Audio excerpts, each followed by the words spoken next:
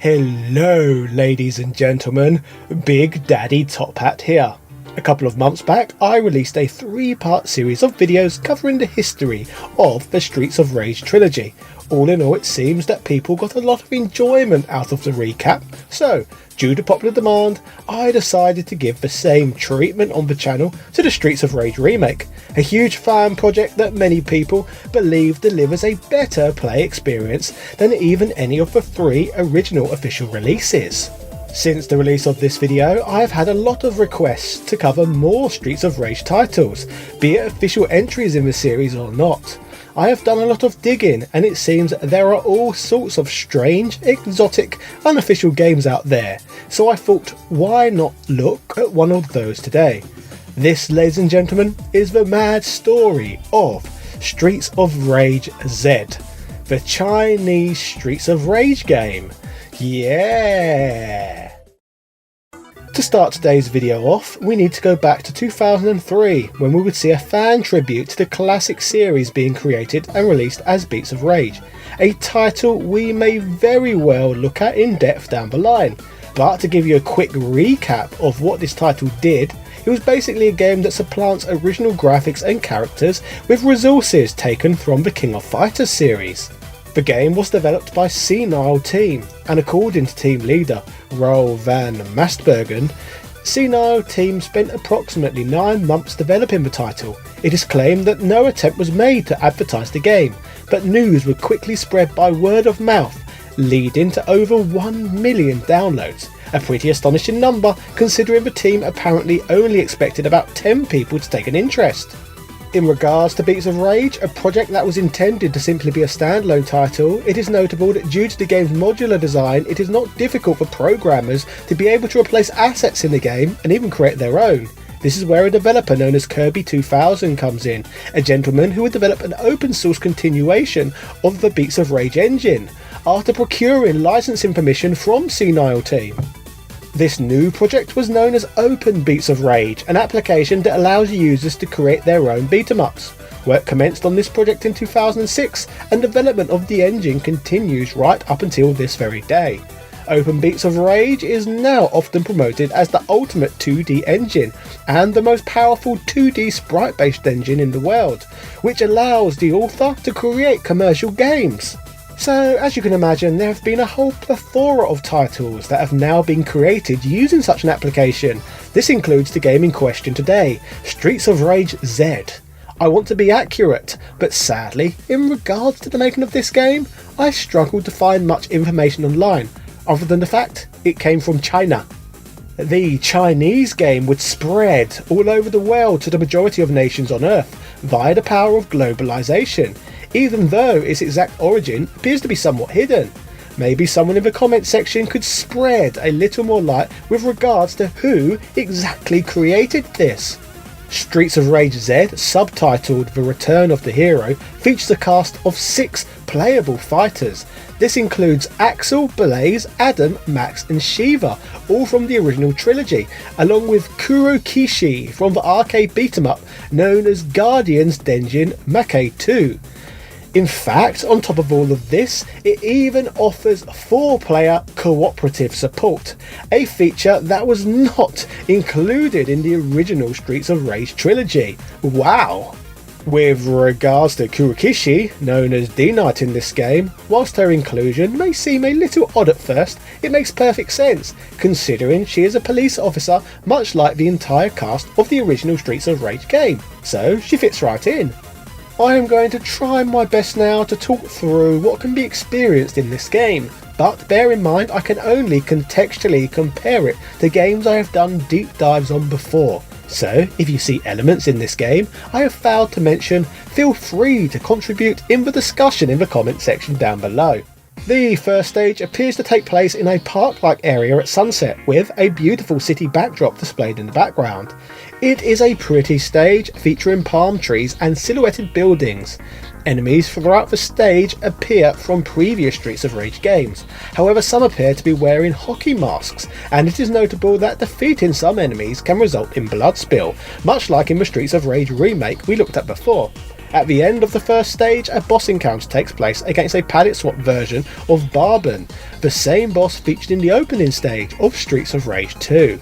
Stage 2 once again looks stunning, taking place in a beautiful jungle-like setting, once again at sunset to add to the splendour. The music in this stage is also a calming, relaxing version of a track found in the original trilogy, which goes perfect with watching the water ripple in the background. The dominatrix-like sprites from the previous game also surface here for the first time. The second part of the stage takes place in a dilapidated building, which is illustrated further by the complex machinery present. Maybe this is some sort of laboratory.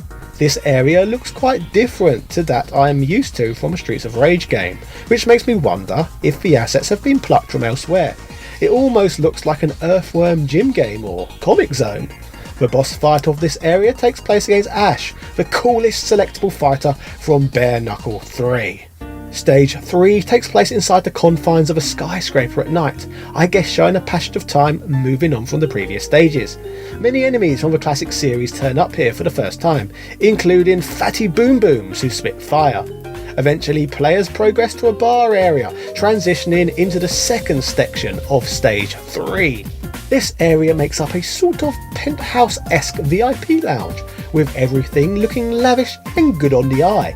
Looking at every stage so far, this is a very aesthetically pleasing looking title. The bosses of this area appear to be reskins of the two twin women players have to face off against at the end of the stage from Streets of Rage 3. In this title, they look like strippers dressed as policewomen.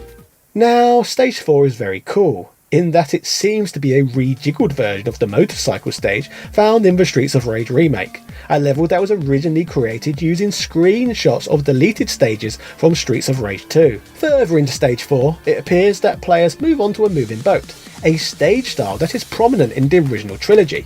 Suited and booted gun-wielding sprites also show up here for the first time. In later parts of this stage, bioengineered creatures appear in jars in the background, much like those seen on the laboratory stage. Progressing even further in onto this level, the sides of the ship open up, offering players a look outside, and once again the scenery is stunning. Just look at the reflections of the buildings lighting on the scrolling water. Wonderful! The boss fight takes place against a heavily armoured gentleman known as X5, who is definitely not a character seen in any of the previous Streets of Rage games. I am not sure whether he has been created specifically for this game, or if he is an asset pulled from another game. If you know the answer to this, please put it down below in the comments. Stage 5 appears to take place on a glass floor suspended high above the city, offering a unique view of the bright city lights below.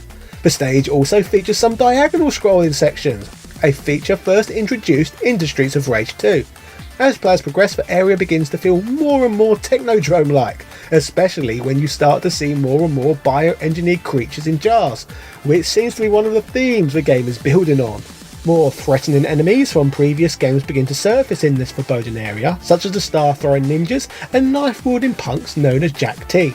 Enemies in this stage even plough players down, riding the bulldozer from Streets of Rage 3. There are plenty of callbacks here. It is not long though until things start to get really weird, as horrifying monsters start popping up everywhere to take you down. By this point, things are starting to look less and less like a standard Streets of Rage game. Between these stages there is text explaining the story, but hardly any of it's in English. The only word I picked up was Mr. X, which I gather must mean he is behind all of this nonsense. Still though, the game design in itself tells a fantastic story. No dialogue is actually needed to understand the story's progression so far. Stage 6 takes place on a beach, and the player can quickly pick up a machine gun to massacre foes. As players move down the beach, they reach barbed wire fences that appear to be concealing the entrance to another laboratory.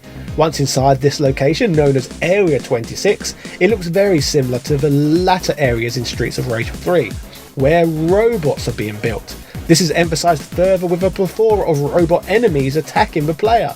Upon closer inspection though, Area 26 is actually moving, which becomes more clear moving along the stage, when we can see out of the windows, offering spectacular bloody views as usual. I mentioned robots appearing on this stage, and this is particularly amusing as it's accompanied by the theme of the Terminator movie within the stage. The boss of this stage appears to take place against a half-man, half-robot beast known as X8, which is starting to really make me believe that both X5 and X8 were created specifically for this game, as they seem to fit the theme so well. Just to point out, this game is freaking huge for a Streets of Rage title, and moving on to stage 7, it's nowhere near over yet. The next stage takes advantage of the motorbike mechanic once more, and sees the players riding along a long bridge. The next part of the stage takes place aboard a train, which looks more like a stage from Final Fight, rather than any found in the original SOR trilogy. Something I'm yet to mention as well, as this game also features its own special attacks, as illustrated by Max's brutalisation of his opponent here.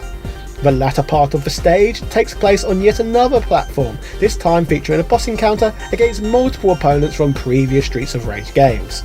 Stage 8 takes place in a bizarre location, weirdly accompanied by the theme of the Mortal Kombat movie, which I will not be playing here as the song is famous for DMCA takedowns. The stage does not really fit anything we have seen in the game so far, and ends with a boss encounter against Yamato from the third game in the trilogy. Speaking of strangeness, stage 9 appears to take place in a medieval castle, which makes me feel slightly confused with regards to the game's story progression here, as scenery keeps completely changing, but it is good for fresh scenery at least. The enemies here do not match the setting the player continues to face. We have thugs, robots and suited gangsters. The end of the stage takes place in a chapel-like room against android Axel from Streets of Rage 3. Stage 10 opens up offering more beauty and rain splashing down majestically on the street pavements. It is also great to see fighting on a street in a game called Streets of Rage, although the relaxation and beauty does not last throughout, as eventually the player reaches literal hell on earth. The floors are split with molten lava, fire burns fiercely in the foreground, and the area is so hot that even the rain cannot put anything out. More bloody bio creatures in jars begin to surface again too. The stage ends though with a boss encounter against some classic enemies, which I think is slightly anticlimactic considering how apocalyptic this game looks. At points it feels like the developers were just trying to get in as many different Streets of Rage sprites as possible. Stage 11 very much appears to be Mr. X's building, as aside from some changes such as neon lighting depicting women, the stage looks very familiar. There is all sorts of craziness going on in this hallway.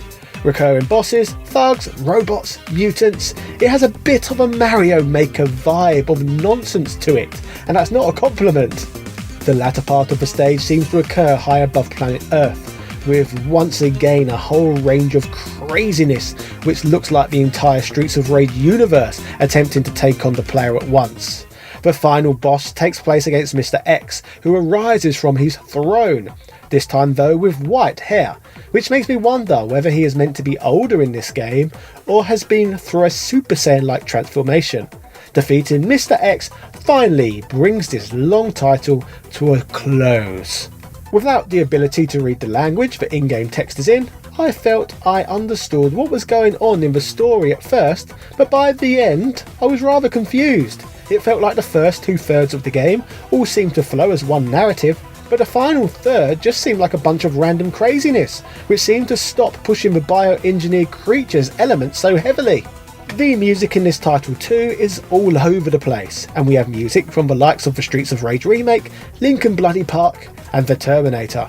The sort of crazy stuff you expect in a fan game, to be fair.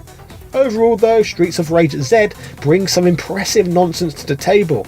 I am not sure whether this is the first game or not to include many of these stages, but one thing I think we can all agree on is that many of the aesthetics chosen for this game are simply beautiful, and look as good as those, if not better than those found in the original trilogy. Streets of Rage Z is certainly quite different from any Streets of Rage game I've ever played, and if there had been a fourth Streets of Rage game that had been made back in the 90s, I can imagine the bioengineering storyline would have been a great follow-up to the robot storyline found in the third title. So a good decision in that regard. The only issue really, I guess, is how schizophrenic the last few stages of the game seem to be from the rest of the title. However, I guess that is often the case with many commercially released games too, where they just used to throw everything at the player to artificially inflate the game's playtime. All in all though, the first Streets of Rage game that came from China is an interesting title, and if people enjoyed today's content analysing the level design of a game created in open Beats of Rage, then I will be happy to break down more Beats of Rage games in the future. There is a bloody endless amount of them after all, and many of them do not look like Streets of Rage ROM hacks. So let me know in the comment section down below which one you think deserves coverage next. Please like this video, subscribe and hit the notification bell to never miss a video. Finally, my channel is partially funded by the generous donations I receive via Patreon. Patrons can earn a credit and a shout out at the end of these videos. These people make working full time on YouTube just that little bit less frightening, so I would like to thank all of you very much for that. Huge shout outs go out to Carl Johnson, Sebastian Velez, SpongeMat BYT, House of a Ted, Daniel Daly, Since Spaces, Andrew Bazanski, Sobby Quang DX, Michael Baker, Tom Elliott, Computer Man, Antonio Rodriguez, Craig Jenkins, Retroversing.com, Dan Barlow Jr., Joel, Mean Machine Dean, and all of my other patrons. Yeah. Ta-ta and farewell.